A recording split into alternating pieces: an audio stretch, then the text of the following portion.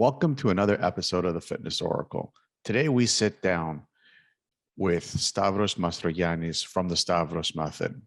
He is the founder and creator of the Stavros Method, which specializes as an unconventional approach to weight loss that helps people lose weight for life by reconnecting them to 5 ancient habits that modern societies have forgotten. He does this by looking back at his life living and growing up on a Greek island of Evia, and he noticed a massive disconnect by how he was brought up to what he was taught in school as to leading a healthy life.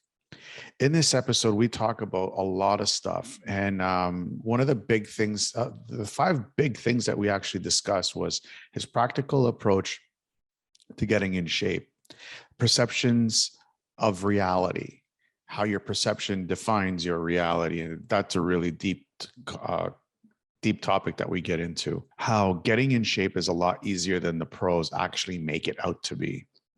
We also talk about health and different regions in the world, which was really interesting to me. And a real deep dive comparison between how living in Greece and certain parts in Greece is so different than how it is here in the US.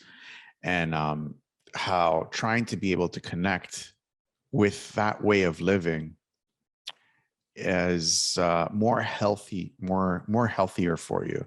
So this is a great episode. I really enjoyed speaking with Stavros because it got into connection with myself and who I am and my heritage and everything. So it was really great.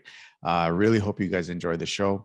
As usual, grab a pen and paper with you while you're listening in on this. And there's a ton of useful tidbits for you guys to understand some different process of learning how to lose weight. So with that, I hope you guys enjoy the show.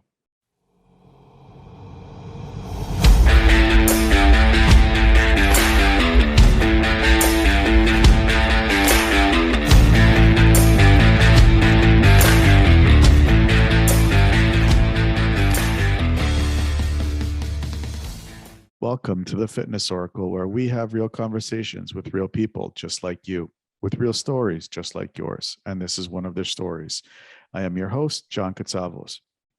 My guest today is Stavros Mastrogiannis from Stavros Method. Stavros is a 30-year veteran of the weight loss field. He is the founder of the Stavros Method, an unconventional approach to weight loss that helps people lose weight for life by reconnecting them to 5 ancient habits that modern society has forgotten. His position on weight loss and health was not shaped by simply studying in school. He was raised on a Greek island where thin was the norm and people lived long, healthy lives.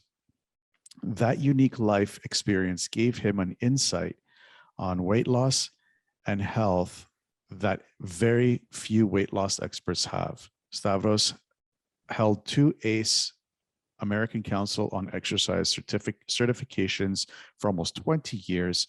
He has recognized many fitness and weight loss events, including Danbury Weight Loss Challenge in 2004, and he partnered with St. Jude Children's Hospital for the Get in Shape for 2007 challenge. Stavros, welcome to the show. Thank you, John. Thank you for having me on your show. How's Connecticut? Well, it's getting pretty warm, although it cooled down a little bit. But really enjoying the beginning of the summer. Nice.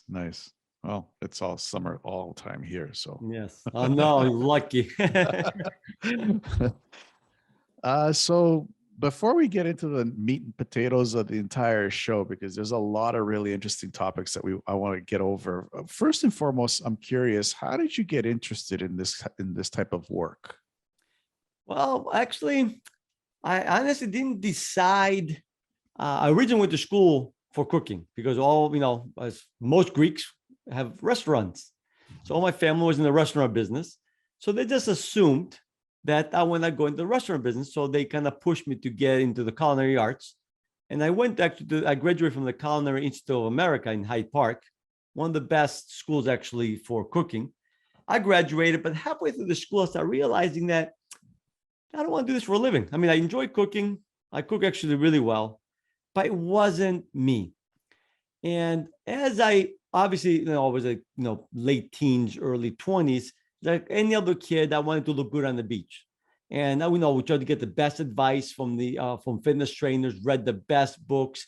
And what I found was I had a hard time sticking with their advice.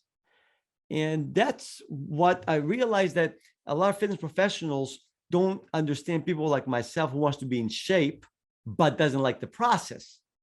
And I kept failing and I kept quitting my workouts. And I realized that there is a need for a personal trainer who understands people who want to be in shape, but don't like the process. And that's how I slowly started getting into the industry. And the rest is history. Sweet. It's interesting. Your family wanted you to get into cooking. My dad was a head cook at a restaurant. When I told him that I wanted to open up my restaurant, he told me it's better for you to be homeless than to work in a restaurant. Oh, wow. The very different advice. Yeah. Have there been moments where you just wanted to quit what you're doing and just do something else? Yes, I mean, I had my doubts because I would say the first 10 years in the industry, it was tough because the main reason was because everything I learned in school, I was applying, but it wasn't working. In other words, my clients, even myself, actually, I'm probably one of the few trainers that hated exercising. And my clients, although I was helping them get results, as soon as they left me, they whatever weight that they lost, they gained it right back. And I realized that whatever I'm doing is not working. As a matter of fact, I'm teaching my clients the same stuff that I was taught that didn't work on me. So why would it work on them? So it was very frustrating. The first 10 years, it was tough. I wasn't making that much money. Of course, I had my degree in culinary arts. My uncles kept pushing me, why don't you come back to the restaurants, and they may have, in fact, made a couple of offers to get me back into working for their restaurants. And it was actually very good pay. And I don't know, I had this belief that I'm going to make it in the fitness industry. I'm going to find the solution. And so it was tough. But what woke me up was a conversation I had with my mother. So we're talking one day, and my mother says to me, why do you tell your clients that breakfast is the most important meal of the day? I said, well, that's what I learned in school. And the question she asked me goes, well, in Greece, because I was raised in Greece, did you eat breakfast as a kid? I go, no, it was something we ate once in a while, but adults didn't eat breakfast at all. And it made me start to think that, wait a minute, the way I was raised in Greece completely contradicts many of the things I learned in school about nutrition and health. And the other thing that hit me was that I look at the people who are able to stay in shape. They had to basically sacrifice their whole life to stay in shape. In other words, they had to spend a lot of free time in the gym and watch their diet. Where I was raised in Greece, I didn't do any of that stuff. It was almost our fitness program was on the autopilot. And that's what helped me start deviating from what I learned in school and start applying the way I was raised in Greece and other healthy regions. And that was like the beginning of finding the solution to sustainable weight loss. It's interesting. We were going to deep dive into that because there's a big bite right there to chomp into. It almost kind of sounds like I haven't lived in Greece, but pretty much I've been there like 7 times, like 2 months plus. Yeah. And I see it myself. Like if they do, like even in Athens, if you go to Athens, they have like this little pita, and that's your breakfast with a little coffee, and that's about it. And it's the way that they live their lives is very different than how we live our lives here. And I want to get into it, all that. You have a very interesting approach when it gets people into shape. Obviously, we're talking about this. What is your specific approach when it comes to that? Well, the number one thing is that nobody has a weight problem. That's the first thing people need to realize. Nobody has a weight problem. In fact, when I have clients come in looking to help them to lose weight, and the first thing I tell them, you have a weight problem, they're like, look at me. Are you blind? I'm like, no, you have a habit problem. Weight, or whatever health issues you have, it's a symptom of your habit. So what you have is a habit problem. That's the first thing I try to help people realize is their habits they need to focus on. And then instead of trying to change, obviously most people need to change quite a few habits before they get in shape. But if you do that, what happens is people burn out. So what I do instead is I focus on one habit at a time. So for example, we start with the exercise habit. The first goal of an exercise or the exercise program is not results, is to develop the habit of exercising. And how do you do that? Keep it simple. So I start people with a very simple exercise routine that will take them less than 5 to 10 minutes to do. And that gets them into the habit of exercising. Once you get into the habit, then you can start pushing. That's like how I started. And then as far as the diet is concerned, I always tell people that there's two parts to proper nutrition. Part one is what we eat, which most nutritionists focus on, but there's also part two. And part two is how you eat.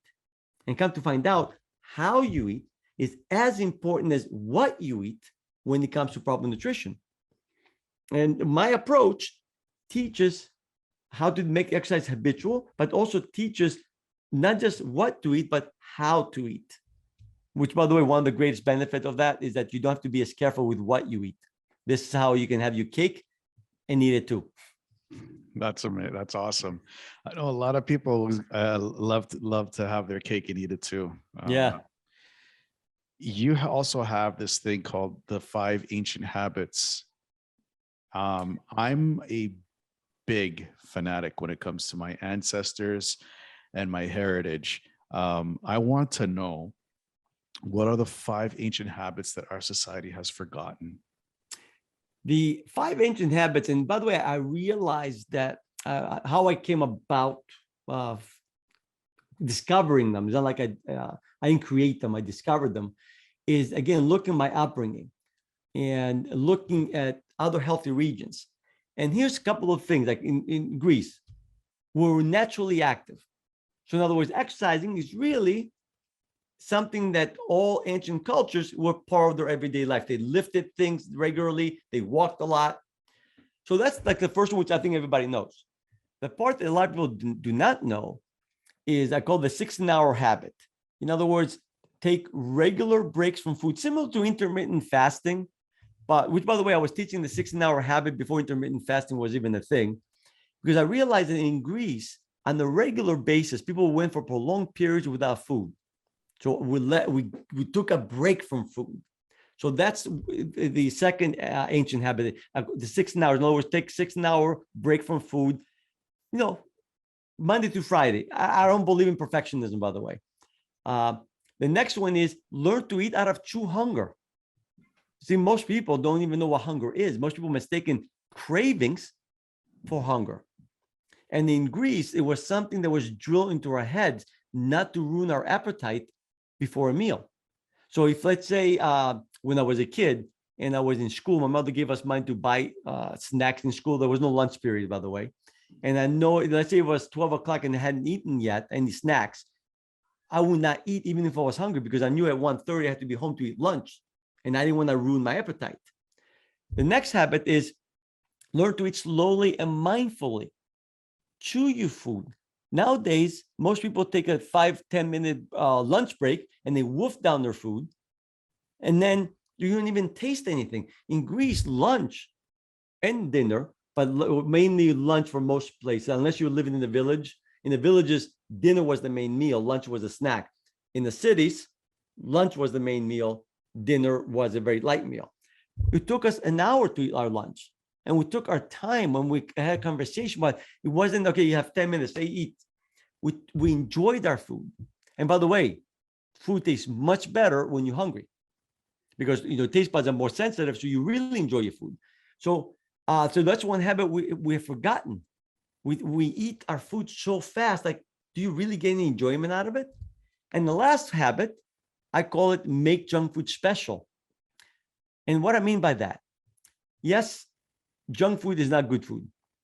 Candy, sweets, and all the other stuff. But let's think about it. In Greece, we have baklava, which for your audience don't know what baklava is. It's like, it has a lot of sugar, honey, a lot of nuts, phyllo, galactoburic. There's all these desserts that we had regularly. How come they didn't affect us? It's because it was something special. You had it on the weekends, you had it on the holidays. We didn't have baklava after every meal. Who came up with the idea that you gotta have dessert after every dinner? And that's what I meant by make junk food special. Junk food to me is supposed to be a treat that you have once in a while. So if you have it once in a while, it's not going to affect your health. When you have it all the time, that's how it affects your health. And these are the habits that I teach people to make them part of your life. That's it's interesting. We're going to get into lifestyle in Greece because I've separated it for its own little thing, because the lifestyle there is, like I said, it's completely different from what it is here in North America. Yeah. And I lived it last year when I was in a city near my mom's village, and it was hard for me because I was so used to everything being accessible, everything being open. And when you're in, we'll get into that. Yeah. And they have a very good lifestyle there for your personal life, but for business, it doesn't really make that much sense. Exactly. Yes, I know. Definitely. I personally made a post maybe a couple months ago about what do you do when you get into shape, or what do you do, something along that lines. And people were posting all different types of things. It was interesting. One person posted something on the lines that I'm round, that's my shape. Yeah. And I'm like, well, technically he's correct. It is a shape. Round is a shape, circle is a shape, but it's not the shape that we have associated with health and wellness. But if somebody is round and they're relatively happy with it, do you think that's okay for somebody to be living in that space? You see, to me, what I'm finding is what's happening to our society is we try to accept the way we are and not change, because change is challenging. And no, I don't think, because I think sooner or later that round shape's gonna catch up with you. And I'm telling you, well, I'm sure I don't need to convince anyone, but once you develop certain disease, which being round greatly increases your chance of developing, it doesn't necessarily mean you will, but it greatly increases your chances, then you're going to be a very unhappy person. So I tell people that, listen, it does take effort to get in shape. Absolutely. If you do it the right way, that effort, you don't have to put as much effort to maintain it. Now, and effort, obviously, it's a form of discomfort. Let's face it, it is a discomfort to go to the gym on a daily basis. It is a discomfort not to eat everything you want to eat whenever you want to eat it. But it's also very uncomfortable having some disease, very uncomfortable. So the question I ask people is, listen, would you rather get a little bit uncomfortable today and get in shape? Or would you rather be very comfortable today, enjoy life, but then be very uncomfortable in the near future when you develop some disease? So either way, so to me, no, I try to help people, even though they're happy with the round shape, try to persuade them that, yes, you're happy, but for how long? Mm-hmm. Well, I can personally attest to that, because I've had two grandparents that, being round, they are no longer with us in this world, because my grandmother in Greece died from a heart attack or a stroke. And my grandfather in Canada passed away 6 years ago from diabetes. Yeah. So it is because I had lost a grandmother from diabetes too. And what's sad is that in Greece today, like I go to my home city, I go usually every other year. they've changed a lot. They no longer eat the way. There are still villages that still eat the traditional way, but unfortunately, a lot of the cities have changed and they no longer eat the way we used to. Like my home city in Karistos, Evia, used to eat the same way as Ikaria. If Ikaria has the second longest lifespan in the world. Mhm. My city, unfortunately, no longer eats that way because our marketers got to us. And we start changing our behaviors due to marketing because companies want to sell their food and they want to promote what they're selling. And unfortunately, a lot of things that they're selling is not exactly good for your health. Do you think it's more than that? Because I remember in '96 when I was in Greece by myself, it was very, very hard to find an overweight person. It was very difficult in Athens. I was there last summer and you could pick them out. You could pick them out. No problem. Yes. Yeah. And I've noticed it over the last decade. Actually, there's quite a few things. I'll tell you that three main things I think have contributed to our weight problem in Greece. One, obviously, is how they eat. In other words, we didn't used to, an average people, when I lived in Greece in the 70s and 80s, they ate no more than twice a day. Now they eat 4 and 5 and 6 times a day.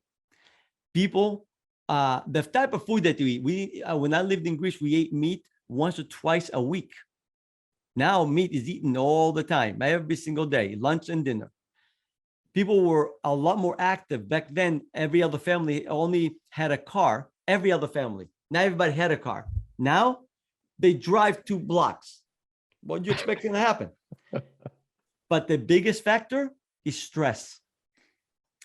People, when I lived in Greece, the stress was minimal.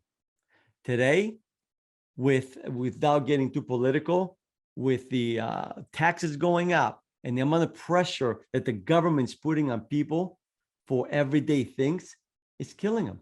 To me, the stress that we used to have back then was nothing compared to what the stress people have today. And stress is, I would say, one of the biggest contributors to bad health. So I think those 3 are the main things that have changed. Obviously, there's other little things too, but those, if I have to pick 3 things, there will be 3 things that, because I think one other thing that I do with my system is I work what I call a healthy mindset, because your mindset makes a very big difference on your overall health. Oh, absolutely. 100%. And I saw it last summer when I was I saw the difference because, like I said, like I had stayed 2 weeks at my mom's town, which is in Tripoli in southern, in the Peloponnese. Yeah. And I spent a couple days in Athens just to see family there. And the difference in lifestyle between the 2 cities, night and day difference. Yeah. Athens, you can see it's become more of Americanized, North Americanized, and Tripoli is still the way it was back in the 70s and the 60s. Yeah. Do you think that has a contributing factor in how people perceive themselves? Like that, like you said, like, do you think that that's an extra layer of stress for people? Yep. Because I give you like one example of what you're saying is, and I have to remind myself, like, you go here, you say to your friend, okay, we're gonna meet at 8 o'clock for dinner at this restaurant. You go, your friends show up at 9 o'clock. Okay? You're like, what the hell's wrong with you? I went out with my cousins a few years back, and then we said, in Greece, we eat very late. So we set up to go out at 9 o'clock.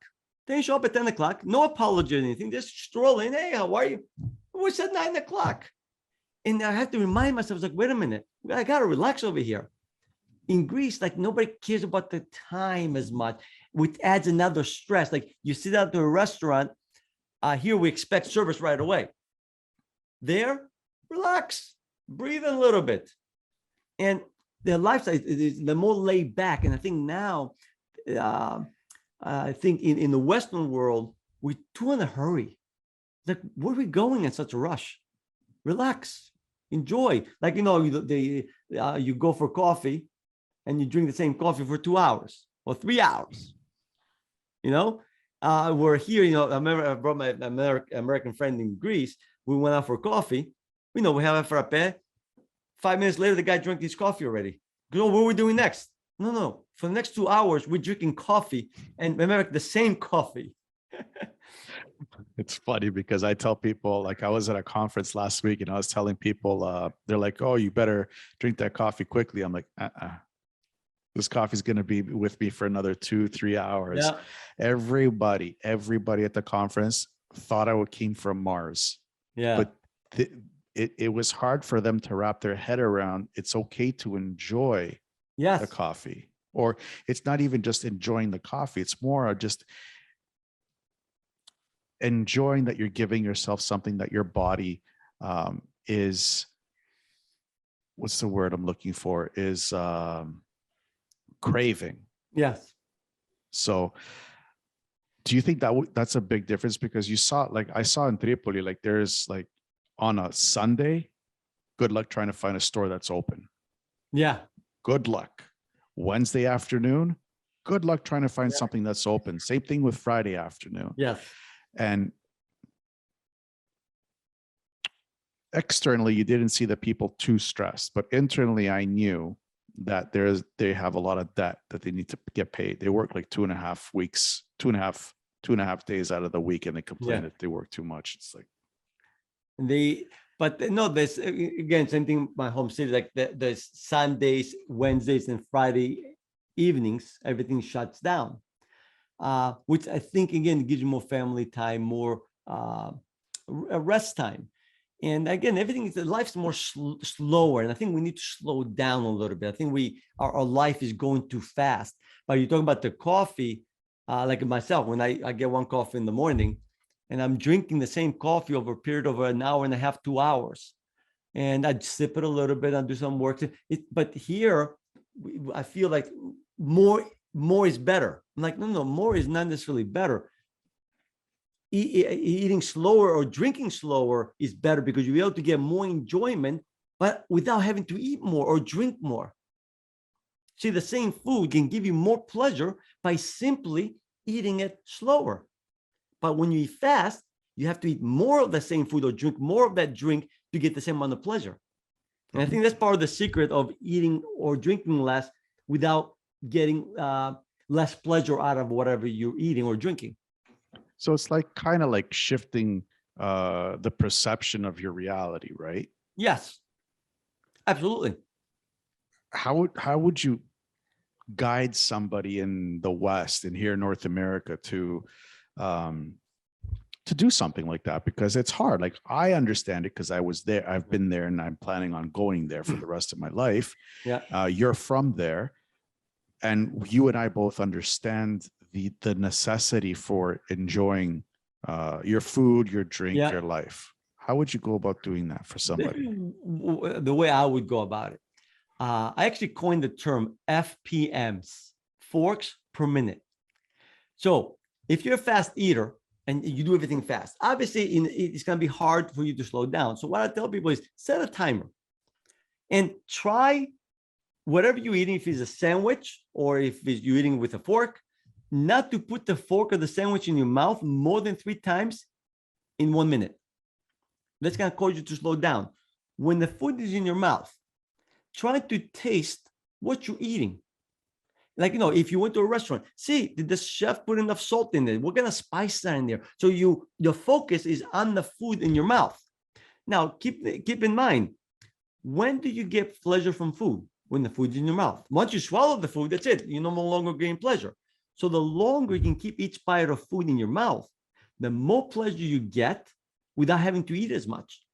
But the way to slow it down is start with that. Count how many times you put food in your mouth per minute and try to keep it under 3.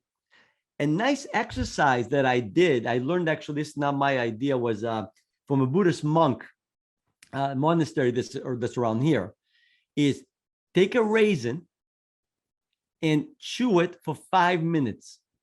And don't swallow it for 5 minutes. Set a timer and practice on a daily basis.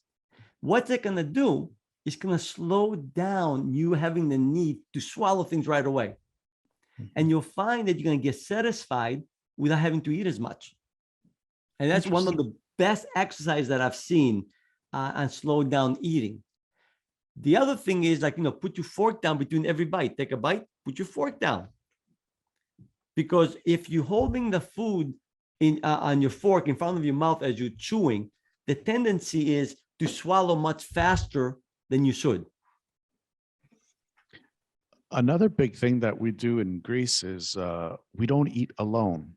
Yes. We eat with friends, we eat with family. It builds that community and the communal meal. Do you think it's that also has a hand in slowing you down? Absolutely. Because if you're talking to somebody, having conversation, you take a bite, you chew, and then when you're talking, you cannot be chewing. So it slows you down on eating as fast. And as you know, it takes around 20 minutes for the brain to get the message that you're full. So by eating slower, you tend not to overeat. On the other hand, if you're watching TV or do something mindless, which you don't have to talk yourself, but your attention is on the TV, well, guess what? You're not paying attention to the food in your mouth, which means you're not going to get as much pleasure from each bite of food, which means you feel the need to eat more food than your body really needs. And I think eating in a like in a community style, like, with people around you having conversation, it will slow you down and you end up getting more pleasure out of your food. So the dinner table conversation is critical when it comes to something like that. I know. And today, unfortunately, most of us now, and that's one thing I always try to make with my family, like dinner time, we eat together, not in front of the TV. And we have a conversation. I ask my kids, how was your school? Then there's stories, and my wife, and we have a conversation as we're eating. That's like it's a tradition that I want to keep. Lunch, obviously, well, I don't eat lunch, but you cannot be with your family a lot of times because you're at work. But go out with your coworkers then. There's things you could do. But the one thing I tell people, don't eat in front of your computer, though. Whatever you do, go out. People watch if you have to. That's awesome. One of the things that actually I really, really, really love is trying to manifest perception into your reality. I am reading a book right now on how to do that, and it's blowing my mind away. How do you help people with that? Because it's a really, really great topic to talk about to help them move forward with their life. Yeah, because I think perception is reality. And see, to me, I always explain to people that whatever you believe to be true is true because you believe it. Simple as that. And one of the exercises that to help you change your perception, because to me, the way that I look at the mind works, you have your conscious mind, your subconscious mind. Your subconscious mind, its job is to make your beliefs a reality. So in other words, if you believe that you're a fat, overweight person and you can never lose weight, well, your subconscious mind, which controls 95% of your day, will make sure that is true. So you're subconsciously going to eat a lot more food than you thought possible. So the way that one of the exercises that I like, that I did myself for a long time actually, is every night when I'm trying to go to sleep, I visualize how my life would be when I've achieved my goal. So for example, if let's say I'm working with somebody to try to help them slow down, let's say they're a fast eater, visualize yourself eating slower. Visualize yourself really enjoying your food. See yourself doing it. So basically by visualizing it, you train your subconscious mind to accept that reality about you, that you are a slow and mindful eater. But see, most people, when I ask them, oh, you're eating too fast. Well, I was always being a fast eater and that's the way I am. Well, if you believe that's the way you are, then it's never going to change. You got to change your belief about you that it is possible for you to be a slow eater. And then you start believing it. Well, guess what? It's going to become a reality. A personal example that I have about that, because I'll give you well, I'll call it criticism or whatever you want to call it. When people find out what I do for a living, I help people lose weight for life. The first question they ask me goes, have you had a weight problem? And the answer is no. He goes, well, how can you understand a person that has a weight problem when yourself never had a weight problem? And I tell him, well, nobody else has a weight problem either. What they have is a behavior problem. And I've had a lot of behaviors that I need to change about myself so I can fully understand people. And the one behavior that I changed was my temperament. I used to have a really bad temper. And people always said to me, oh, you have the same temperament as your father. Nobody trying to change me, because a lot of people believe you can never change your temperament. That's the way that's the way you are. And I was reading a book by, I think it was Dale Carnegie. I don't know if you come across in any of his books, How to Win Friends and Influence People, How to Stop Worrying and Start Living. Great book, by the way. And I realized it's like that my temperament is not going to get me anywhere in life. I'm not going to make too many friends. So I decided to change. And the way that I changed was I started believing myself that I am a calm person. I'm a person who doesn't lose his temper very easy. It took some practice, but now I'm a very easygoing. It takes a lot for me to lose my temper. And people that knew me from the past, they couldn't believe the change. And that's why I'm a true believer that you could change, but you got to be able to visualize yourself in the new way. I totally and utterly believe that, because I was like you, a typical, atypical Greek Yes, hot Greek. temper. And it's Yeah. like it goes off just like that. Things change because I wanted things to change. Exactly. And only if you want to change it. That's the bottom line, though. You're right. You have to want to change. If you don't want to change, trust me, you're gonna have every excuse in the book why you cannot change. And if you believe you cannot change, you're not going to change. Yeah. And that actually goes into weight loss as well. I mean, Yes. if you can't visualize the weight loss, you're never going to lose the weight. And if you do, you're still going to see yourself as that overweight person. Yep. And you and I both agree on this, is that the fitness professionals around the world have failed at this because they make it sound that it's hard to do. It's something that you have to work at. And yes. Nobody wants to work at changing their bodies because work is hard. Your concept is actually really good because you make it sound like it's easy. In your perspective, how easy is it for people to get in shape? For me, it's actually relatively easy. And I'd say here's why fitness professionals have made it much harder than it has to be. It's simple.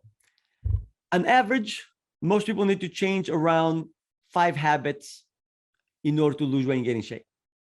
Most fitness professionals will go and try to change all 5 habits at once. That's what makes it hard. Because remember, 95% of your day is run by your subconscious mind. In other words, habits run your life.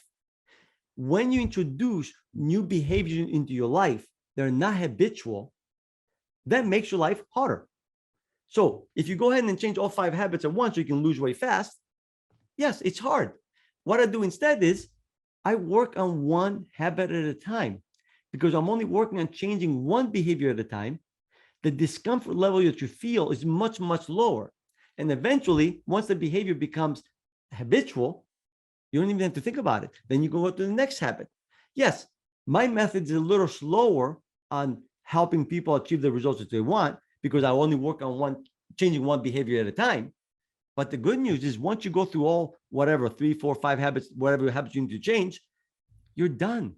And because those behaviors that help you lose weight are habitual now, well, guess what? You don't need to think. And that's the key, is how to get in shape without having to spend too much time thinking about whatever behaviors that you engaged in order to lose the weight. And the only way you can do it is one at a time, change one habit at a time. Do you think triggers have a factor in reversing the habits? Let's say, arguably speaking, it takes about 21 to 28 days to change a habit, Yes. to make a behavior into a habit. Do you think like some kind of negative trigger can actually derail all that stuff for one person?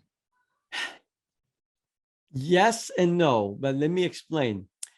It takes around 21 to 28 days to really make a behavior it's not completely a habit. It's more habitual, but it's not completely a habit. I find that if somebody can stick with a new behavior for at least 6 months, and it's really a habit. Now, as far as triggers are concerned, yes, a trigger could have a negative effect, especially in the beginning before the new behavior is second nature. So what I tell people is try to desensitize yourself to that trigger. I give you an example. If you ask most fitness professionals, and let's say working on junk food, they would tell you eliminate the junk food from your house. So you don't see the junk food, you don't react to them.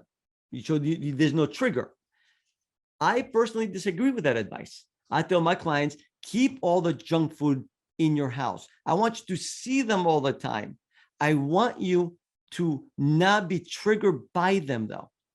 Because if you control your environment, like you can control your house, obviously, but what happens when you go to your work and your coworker brings your favorite junk food? What happened? You get triggered and you give in right away. I tell people, keep all your favorite junk food in your house. And by the way, that's what I've done. And learn not to be triggered by them. And the way I did it was, the rule that I have is Monday through Friday, I don't need any junk food. Friday after 5 p.m., I can have all the junk food I want. Because in my house, I keep all my favorite junk food. And because I see them on a daily basis, I don't get triggered anymore. Even if I go out to, to my mother's house or whatever, even if I see that junk food, I don't feel the need to have it. And guess what? Over time, even on the weekends now, that junk food doesn't have the same trigger on me as they used to be. So to me, that with triggers, we need to find ways to not be triggered by them. That's the true solution, not to avoid those triggers. Some triggers are a little bit harder than others. Like it's one thing for your Absolutely. coworker. Yeah. It's one thing for your coworker to hand you like a candy bar. It's another thing to have, a drastic change in your life. And people have a tendency of, letting themselves slip a little bit when it comes to their nutrition. Yes. I mean, it's because I know some people say to me, for instance, wine. If you have a glass of wine, I find it not a big deal. When you have 2 and 3 and 4 during the week, I consider that junk food. So a lot of my clients said to me, well, if I have one, I cannot stop. Well, in that case, if that's the case with you and you find yourself, then don't have any, and just have it on the weekends as a part of the junk food, or pick a day that you can have your wine because since you cannot stop. So yeah, there are some instances where you should try to avoid the trigger altogether, and of course it varies from person to person. So sometimes after I meet with a person, I want to see how strong they feel about it. How does a certain trigger affects them? And if I find like the wine example, if they cannot stop after one glass of wine, then I tell them don't have the wine at all. That's a hard sell because Yes. it's a really hard sell. I'll tell you, because I've had clients before where it's like they were good. They were good for like 2-3 months, no ice cream, no cheeseburgers, no nothing. They lost a big deal or they broke up with their boyfriend, girlfriend. And all of a sudden out came out the bucket of Ben and Jerry's. Out came, at the bars every night. So like I said, some triggers may be a little bit harder than others. And it's just, how do you manage like something like serious like that? Well, you know what I tell people that, and this is how I manage it. Number one, realize that you're human and you're going to make mistakes. We all make mistakes.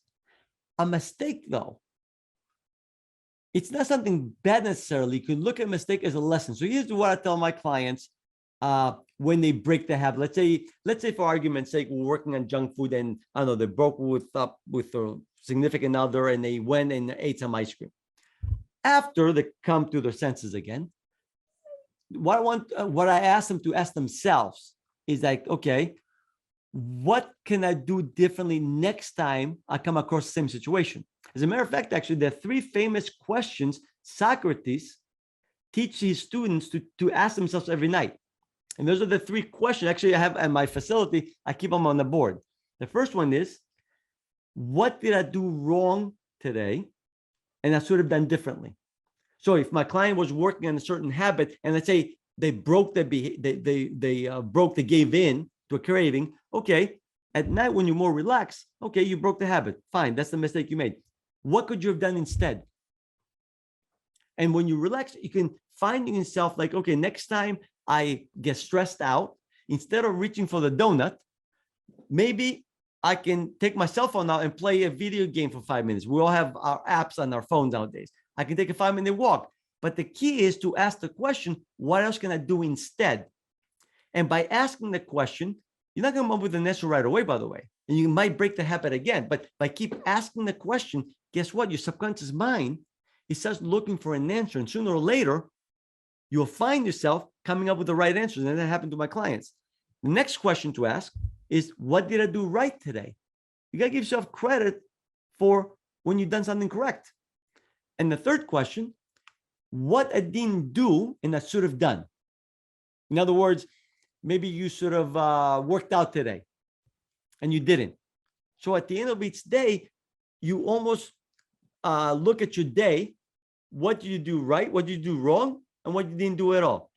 And by doing that every night, you find yourself doing more and more the right things and less of the wrong things. But you do it gradually. And the thing is, I always tell people, don't beat yourself up. You made a mistake, no big deal. What can you learn from it and move on? Because the first thing that I teach when I teach the right mindset is accept what is and go from there. Okay, fine. You had the ice cream you're not supposed to. Nothing to do about it right now. So learn from it. So what can you do differently next time if you don't reach for the ice cream? Next time the same stressor comes along.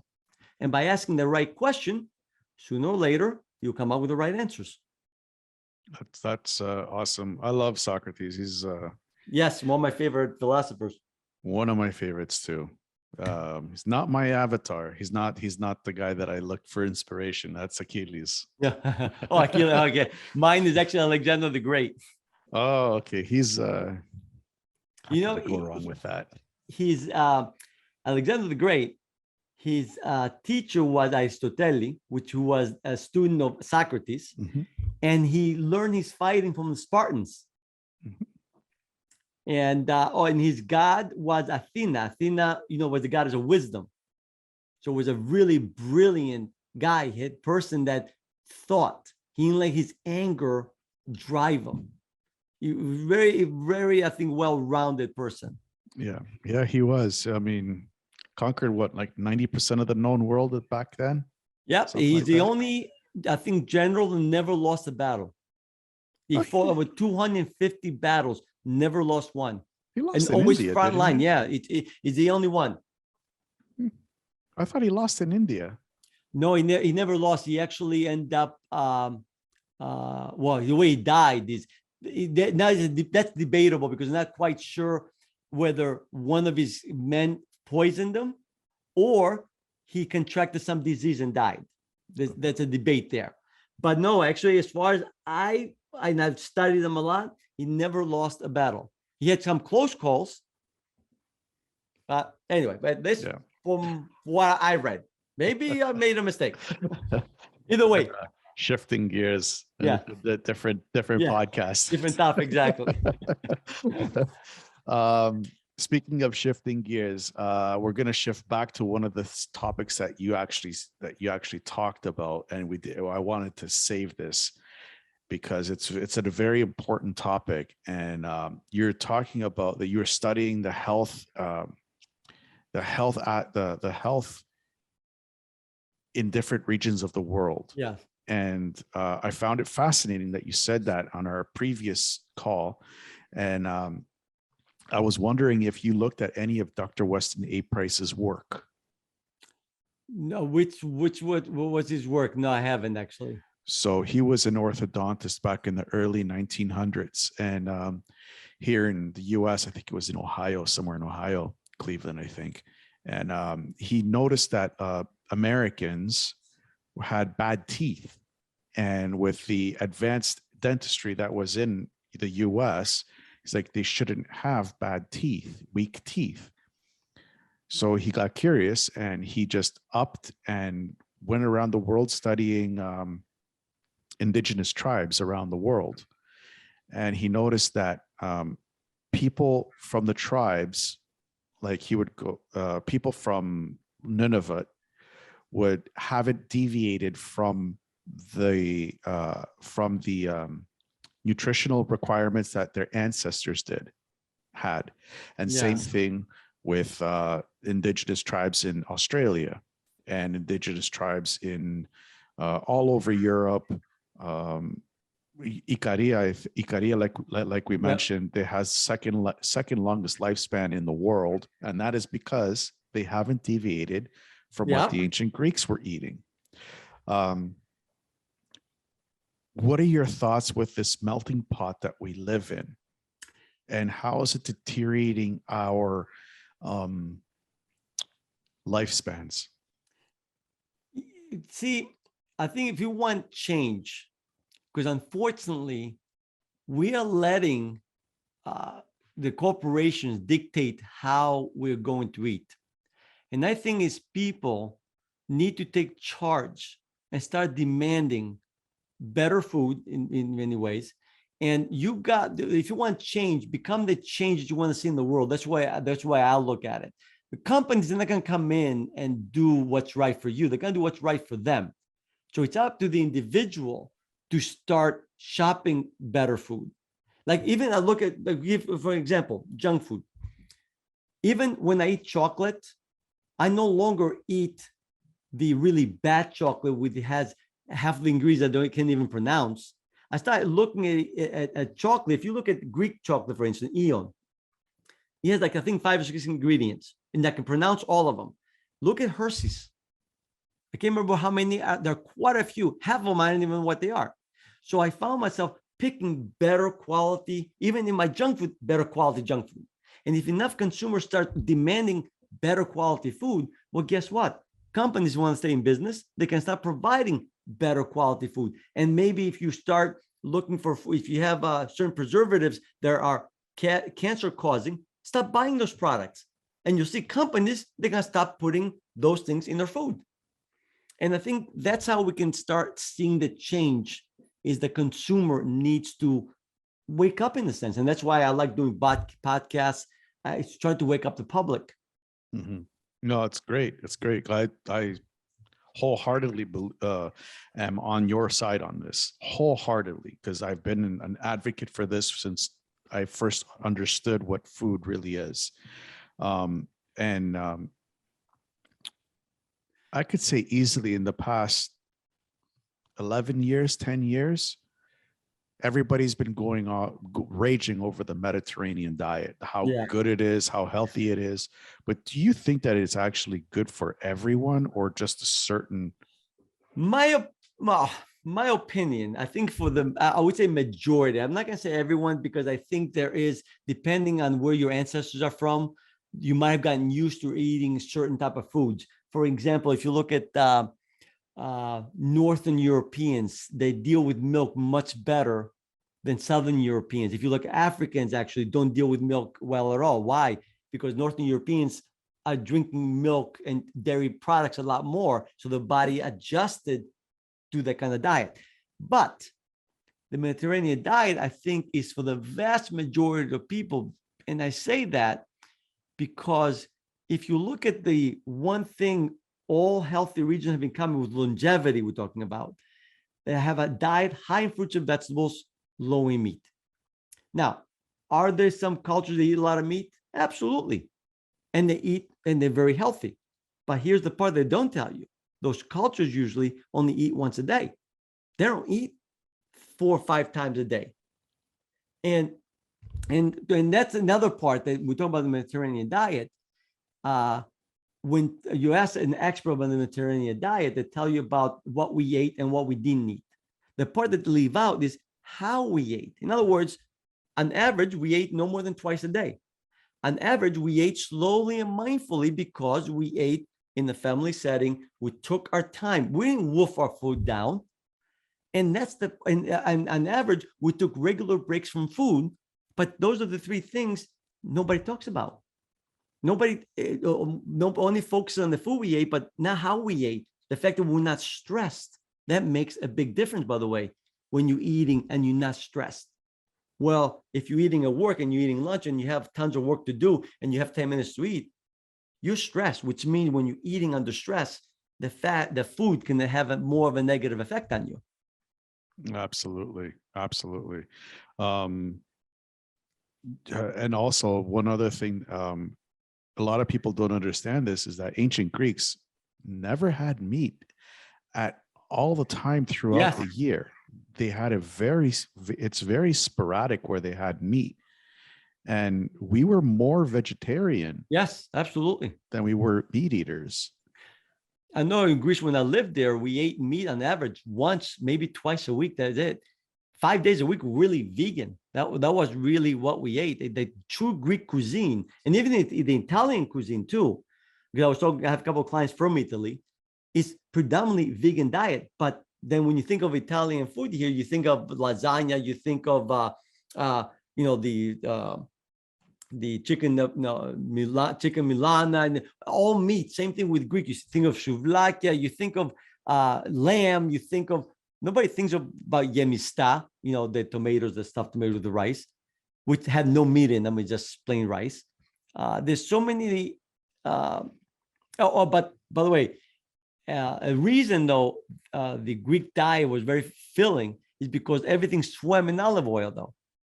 And if you put a lot of olive oil in something, it really fills you up. And it's super healthy. Yes, absolutely.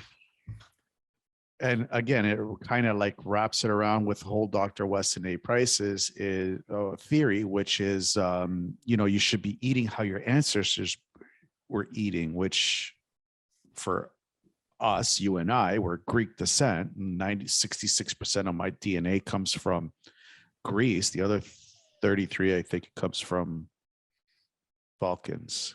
I think I did my DNA test. Oh, you did? Oh, yeah. That's funny. So it's quite interesting. And whenever I go to Greece, the food tastes better. Yes. I feel happier.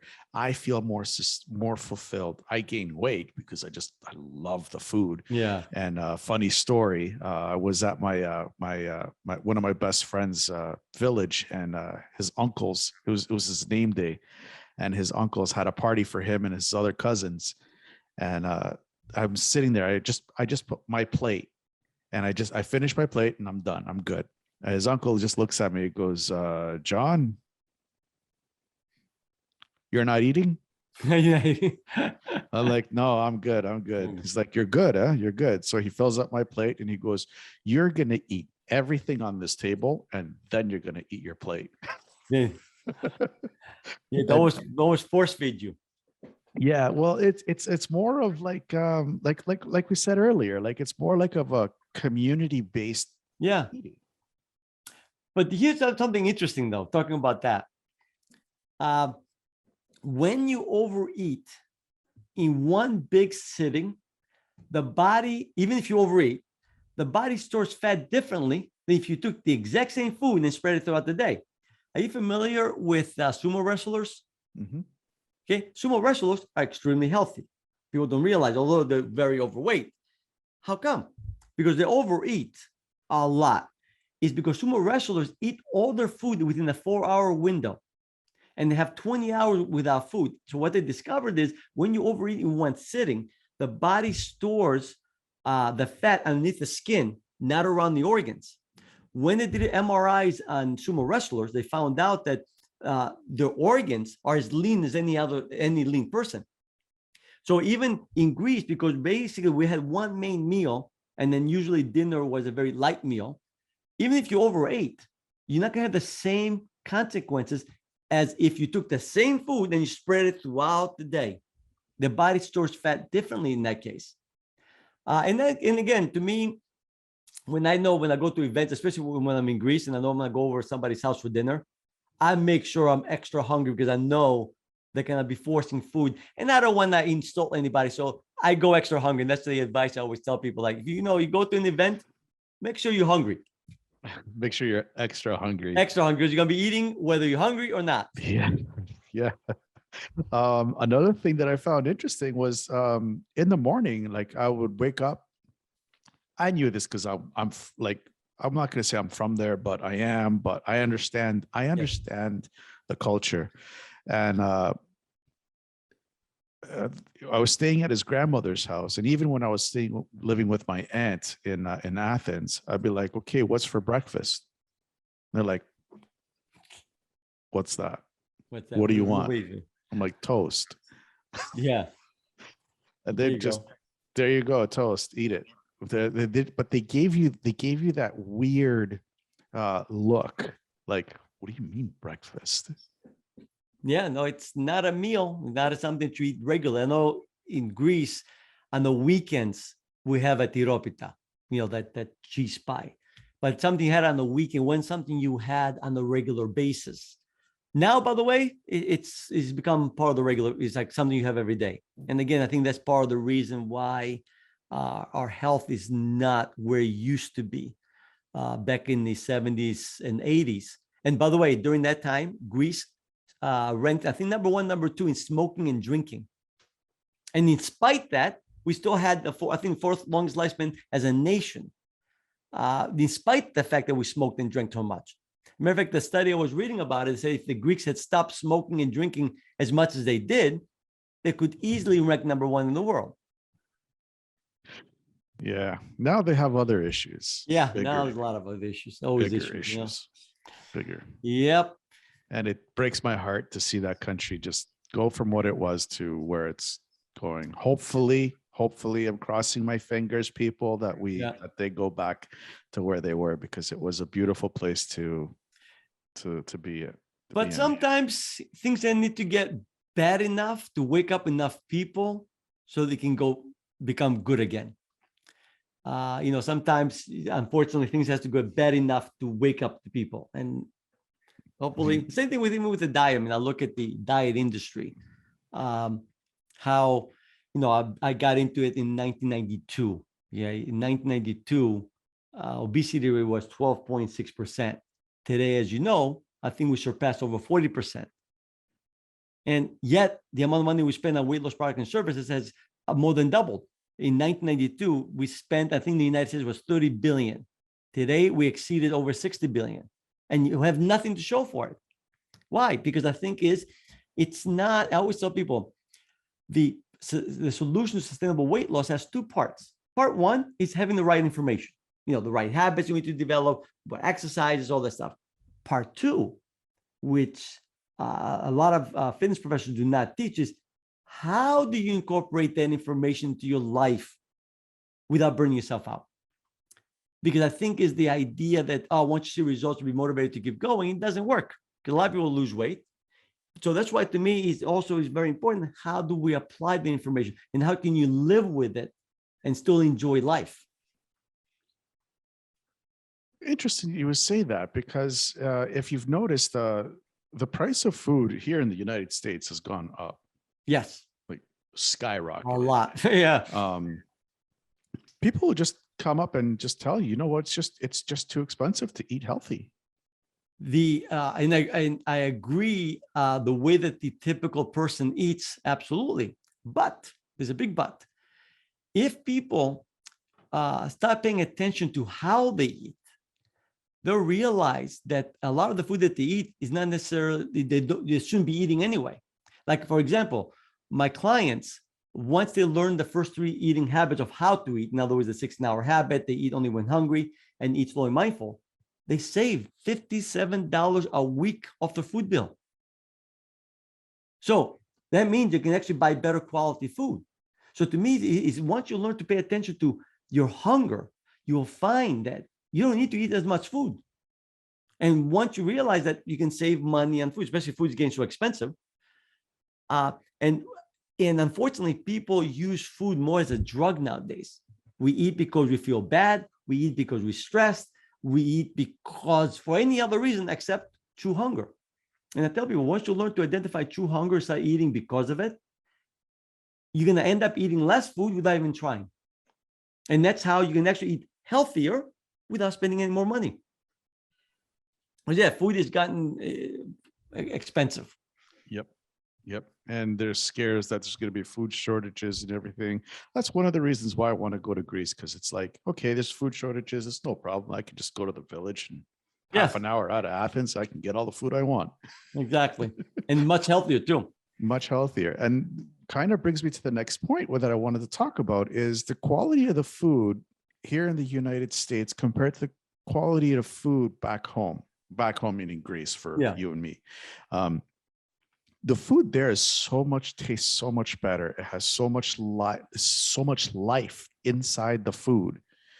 And here it tastes really good because of all the salt that they put in here. How can you here in the United States and Canada, I'm from Canada, how can you find a better quality food that you can kind of be closer to what it is back home in Greece? I always tell people buy local and in season as much as you can. Because I know, like, for instance, tomatoes.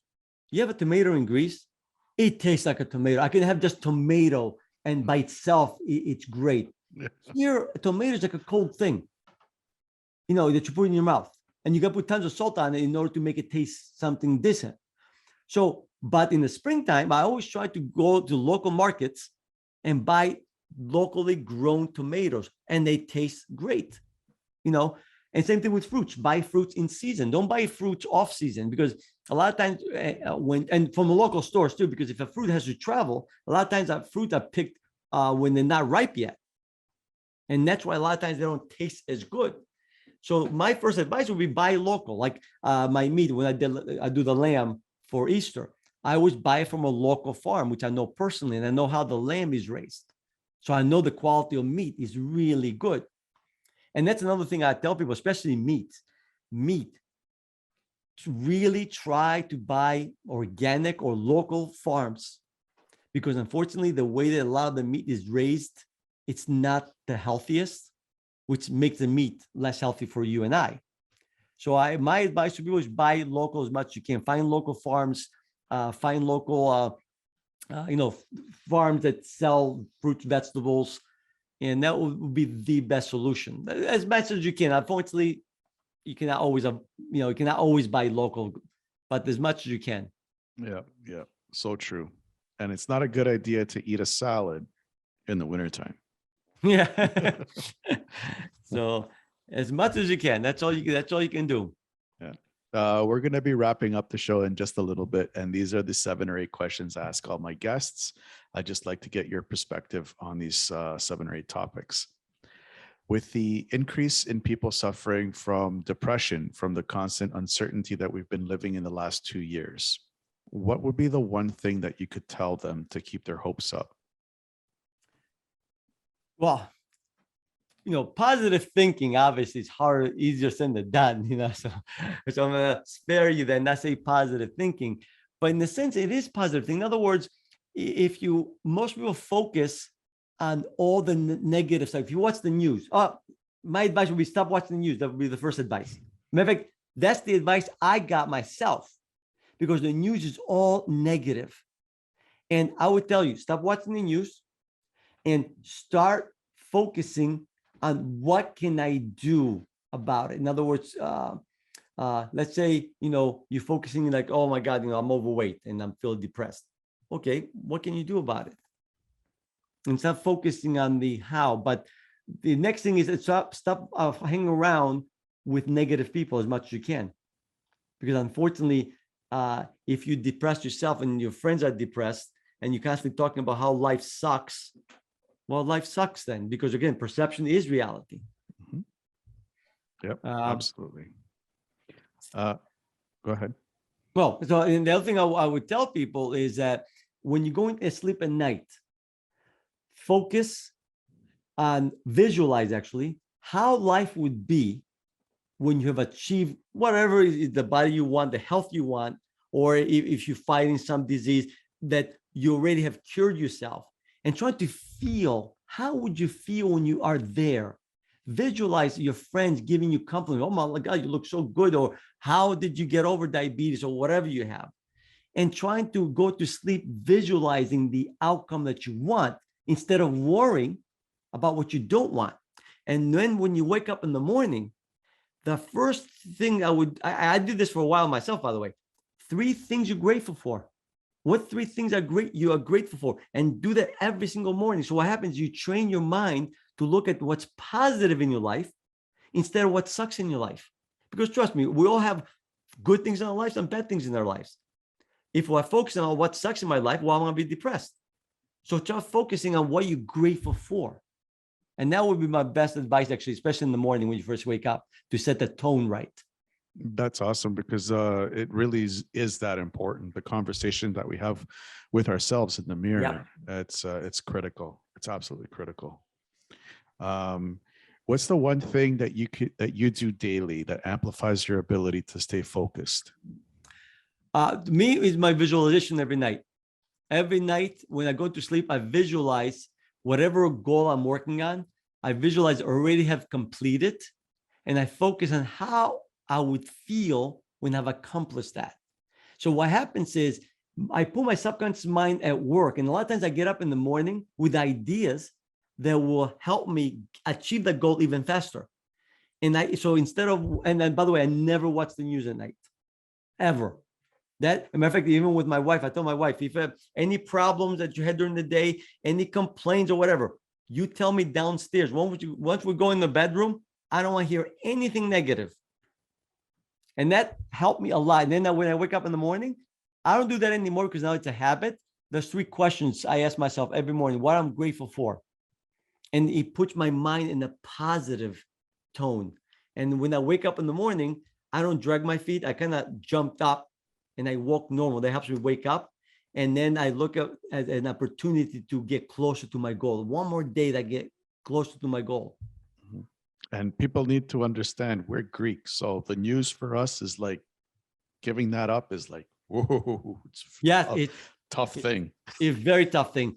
And that's actually the advice. I don't know if you ever heard the book, The 4-Hour Work Week. Mm-hmm. Great book. And actually, that's where I got the suggestion from, to stop watching the news. It's all negative. It's very depressing.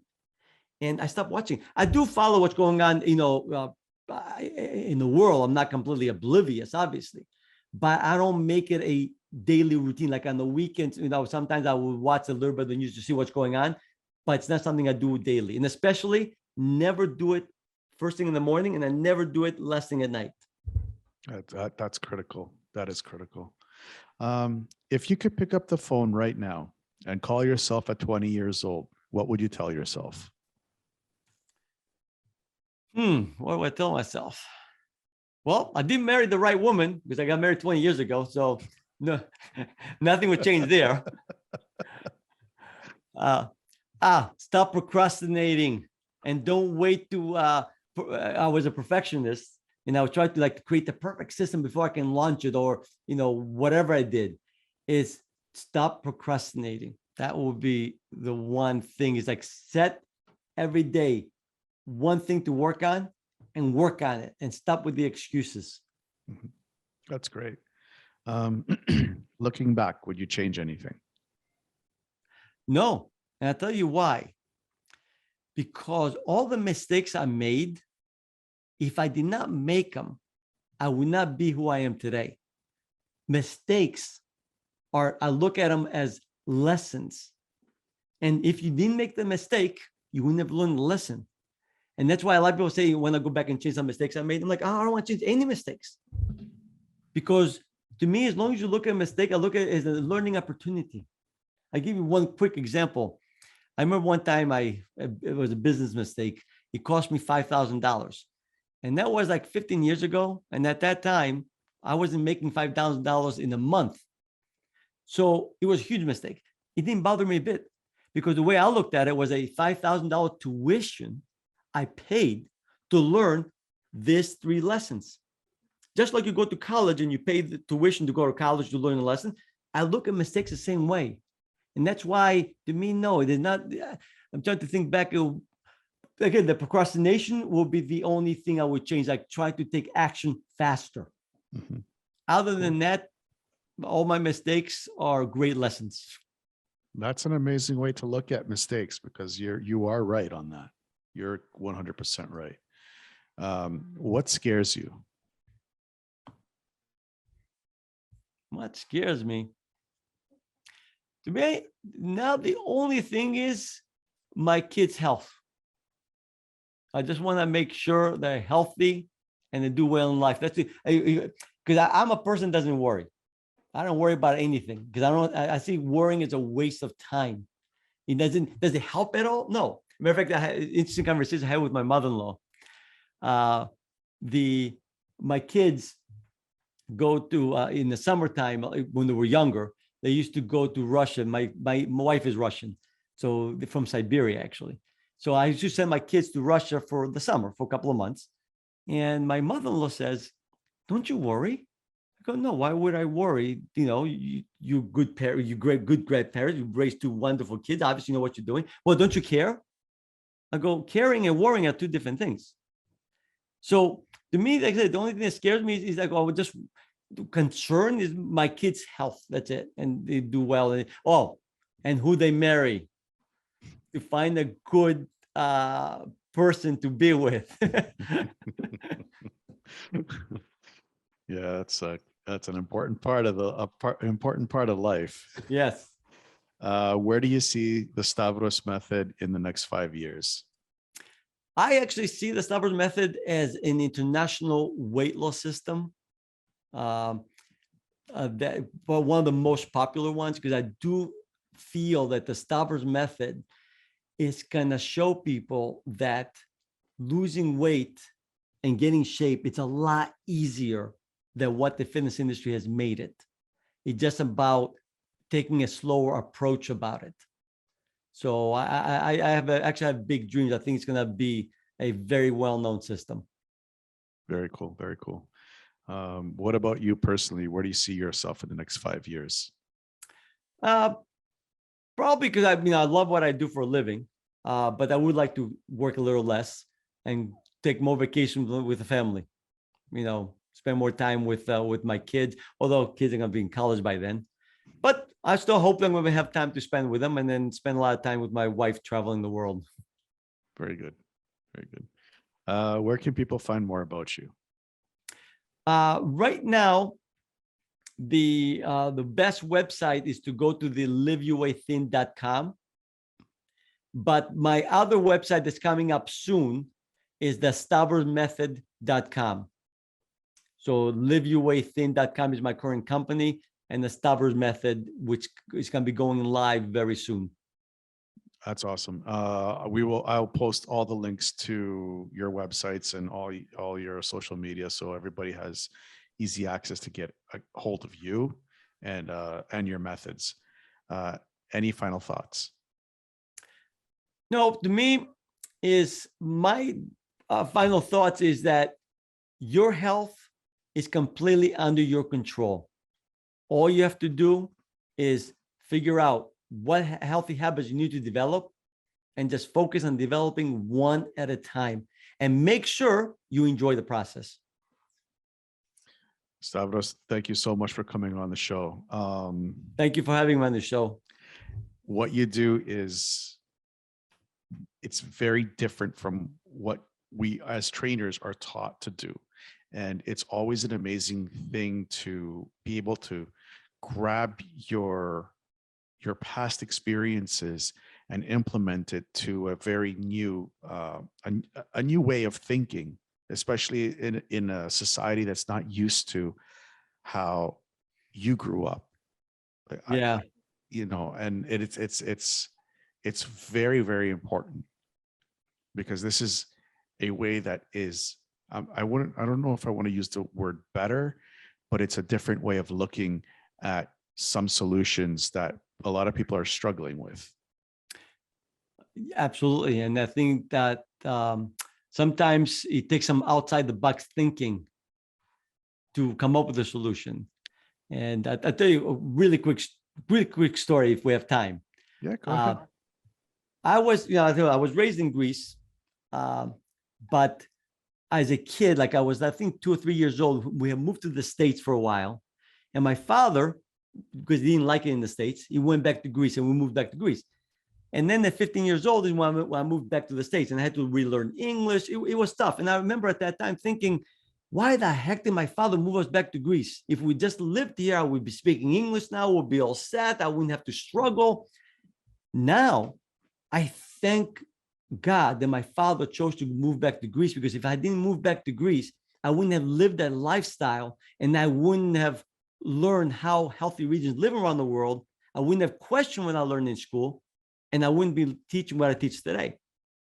Well, So things happen for a reason. yeah, and I appreciate you for thinking outside the box. I mean, it's not an easy thing to do. I know. I've tried to think outside the box, and it's always an uphill battle. So thank you so much. You get a lot of people against you. Yes, you do. Going through hard times is just a test.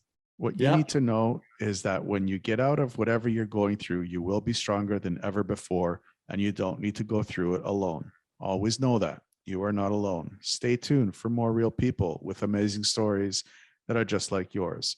Until then, to everyone out there listening, I wish you a good morning, good afternoon, or good night, wherever you may be in this crazy world.